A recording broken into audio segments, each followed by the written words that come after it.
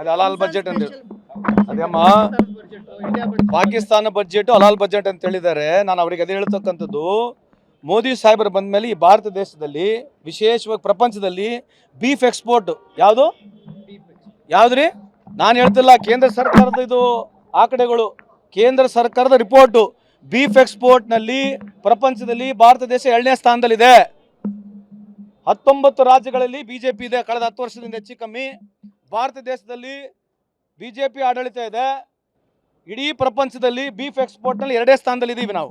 ಇದ್ರಾಗ ಯಾರು ಹಲಾಲಮ್ಮ? ಈಗ ನೀವು ಕೇಳಿ ನೋಡ್ರಿ, ಇದಕ್ಕೆ ಉತ್ತರ ಏನು ಕೊಡ್ತಾರೆ ಅದ್ರ ಬಗ್ಗೆ ಆಮೇಲೆ ಮುಂದೆ ಚರ್ಚೆ ಮಾಡೋಣ. ಹಲಾಲ್ ಯಾರಂತ ಅವ್ರನ್ನ ಕೇಳಿ ನೋಡಿ.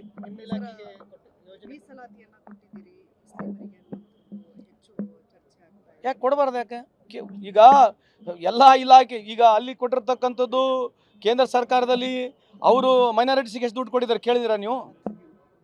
ಕೇಂದ್ರ ಸರ್ಕಾರ ಬಜೆಟ್ನಲ್ಲಿ ಮೈನಾರಿಟೀಸ್ಗೆ ಎಷ್ಟು ದುಡ್ಡು ಕೊಟ್ಟಿದ್ದಾರೆ ನೀವು ಕೇಳಿದಿರಾ?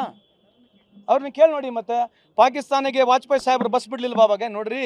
ಇವ್ರು ಮಾಡಿದ್ರೆ ಒಂದು ಏನೋ ಪಾಕಿಸ್ತಾನ, ಇವ್ರು ಹೋಗಿ ಮೊನ್ನೆ ಮೋದಿ ಸಾಹೇಬರು ಕುರಾನ್ ಬಗ್ಗೆ ಮಾತನಾಡ್ಬೋದು, ಬಿಜೆಪಿಯವರು ಏನನ್ನ ಮಾತನಾಡ್ಬೋದು ಅವ್ರ ಬಗ್ಗೆ. ನಾವೇನ ಮಾಡಿದ ತಕ್ಷಣ ಮುಸ್ಲಿಂ ಅಪ್ಲೀಸ್ಮೆಂಟ್ ಅಂತ ಹೇಳ್ತಾರೆ. ಮತ್ತು ಇವ್ರು ಯಾಕೆ ಹೋಗಿ ಕುರಾನ್ ಬಗ್ಗೆ ಹೇಳಿದ್ರು? ಕುರಾನ್ನಾಗೆ ರಾಮ್ ಎಷ್ಟು ಸಲ ಇರ್ತಾನೆ, ಅಲಿ ಎಷ್ಟಿದೆ, ಅಹಮದ್ ಅಂತ ಇವ್ರು ಹೇಳ್ತಾ ಇದ್ದಾರಲ್ಲ, ಇವ್ರು ಹೇಳಿದ್ರೆ ಗ್ರೇಟ್. ನಾವೇನ ಮಾಡಿಬಿಟ್ರೆ ಮುಸ್ಲಿಂ ಅಪ್ಲೀಸ್ಮೆಂಟಾ?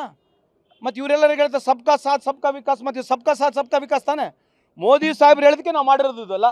ಸಬ್ಕಾ ಸಾಥ್ ಸಬ್ಕಾ ವಿಕಾಸ್ ಅಂತ ಹೇಳಿದ್ರೆ ಅದನ್ನೇ ನಾವು ಮಾಡಿರ್ತಕ್ಕಂಥದ್ದು. ಸಾಲ ಆಗಿರ್ತಕ್ಕಂಥ ನಿಜ ಇದೆ.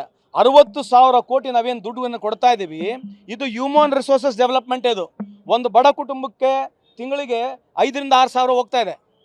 ಒಂದು ಬಡ ಕುಟುಂಬಕ್ಕೆ ತಿಂಗಳಿಗೆ 5,000 to 6,000 ಹೋಗ್ತಾ ಇದೆ.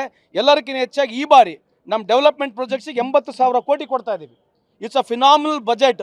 ಸಿದ್ದರಾಮಯ್ಯನವರ 16 ವರ್ಷದ ಈ ಬಜೆಟ್ನ ಎಕ್ಸ್ಪೀರಿಯೆನ್ಸು ಎಲ್ಲ ಅವರು ತಗೊಂಡು ಮಾಡಿರ್ತಕ್ಕಂಥದ್ದು ಓವರಾಲ್ ಜನಕ್ಕೆ ಒಪ್ಪಿಗೆಗೆ ಎಲ್ಲ ಸಮುದಾಯಗಳ ಅನುಕೂಲ ಆಗ್ತಕ್ಕಂಥ ಬಜೆಟ್ ಮಾಡಿದ್ದಾರೆ ಅಂತ ನನ್ನ ಅಭಿಪ್ರಾಯ ಅಂತ ನಮ್ಮ ಇಲಾಖೆಯಲ್ಲಿ ಭಾಳ ದುಡ್ಡು ನನಗೆ ಇಲಾಖೆಯಲ್ಲಿ ಸಿಕ್ಕಿಲ್ಲ. ನಮ್ಮ ಇಲಾಖೆಯಿಂದ ನಾವೇನು ಪ್ರೋಗ್ರಾಮ್ ಮಾಡ್ಬೇಕಂತ ಇದ್ದೀವಿ. ಇವತ್ತು ಬಜೆಟ್ನಲ್ಲಿ ಮಾನ್ಯ ಮುಖ್ಯಮಂತ್ರಿ ಒಪ್ಪಿಗೆಯನ್ನು ಕೊಟ್ಟಿದ್ದಾರೆ. ಕಳೆದ ಬಾರಿ ಏನು ತೆರಿಗೆಯನ್ನು ಕಲೆಕ್ಟ್ ಮಾಡ್ತೀವಿ ಅಂತ ಹೇಳಿದ್ರು, ಅದರಲ್ಲಿ ಕಡಿಮೆ ಆಗಿದೆ, ಅವರು ಅಷ್ಟು ಕಲೆಕ್ಟ್ ಮಾಡಲಿಲ್ಲ. ಈ ಬಾರಿ ಹೆಚ್ಚು ಕಲೆಕ್ಟ್ ಮಾಡ್ತೀವಿ ನೋಡಿ ಅಮ್ಮ, ಹೇಳಿದ್ದಾರೆ, ಅಷ್ಟು ಆಗುತ್ತಾ ಅನ್ನುವಂಥದ್ದು. 3,80,000 ನಮ್ಮ ಎಸ್ಟಿಮೇಟ್ ಇತ್ತು. ನಾವು ಕನಿಷ್ಠ ನೀರಿಗೆ ಒಂದು 10,000 ಕೋಟಿ ಕಮ್ಮಿ ಇರ್ಬೋದು ಅಂತ ನನ್ನ ಮಾಹಿತಿ ಇದೆ. ಇರ್ಬೋದು, ಕಮ್ಮಿ ಜಾಸ್ತಿ ಇರ್ಬೋದು. ಎಲ್ಲ ಸರ್ಕಾರಗಳು ಅಂಬಿಷಿಯಸ್ ಆಗಿರ್ತವೆ. ಈಗ 4,08,000 ಕೋಟಿ ಬಜೆಟ್ನಲ್ಲಿ according to me we will achieve it. ಒಂದು 5-10% ಕಮ್ಮಿ ಆಗ್ತಕ್ಕಂಥ ಸಾಧ್ಯತೆ ಇದೆ. ಎಲ್ಲ ಸಕ್ಸಸ್ಸಿವ್ ಗೌರ್ಮೆಂಟ್ ಮಾಡಿದ್ದಾರೆ, ಅದರ ಬಗ್ಗೆ ಏನಿಲ್ಲ. ಅದೇನು ಕೇಂದ್ರ ಸರ್ಕಾರಗಳು ಅಷ್ಟೇ ಇದ್ದಾವೆ, ರಾಜ್ಯ ಸರ್ಕಾರಗಳು ಅಷ್ಟೇ ಇದ್ದಾವೆ. ಅದರ ಬಗ್ಗೆ ಏನು ಭಾಳ ಚರ್ಚೆ ಮಾಡ್ತಕ್ಕಂಥದ್ದಲ್ಲ. ಆದರೆ ಇಷ್ಟೆಲ್ಲ ಇದ್ದರೂ ಕೂಡ ಇವತ್ತು GDP ನಲ್ಲಿ ನಂಬರ್ 1 ಇದ್ದೀವಿ, ಪ್ರೋಗ್ರೆಸ್ನಲ್ಲಿದ್ದೀವಿ, FDI-ನಲ್ಲಿದ್ದೀವಿ, GST-ನಲ್ಲಿದ್ದೀವಿ, ಇನ್ಕಮ್ ಟ್ಯಾಕ್ಸ್ನಲ್ಲಿದ್ದೀವಿ. ಇವತ್ತು Karnataka stands number 2 according to NITI Aayog report.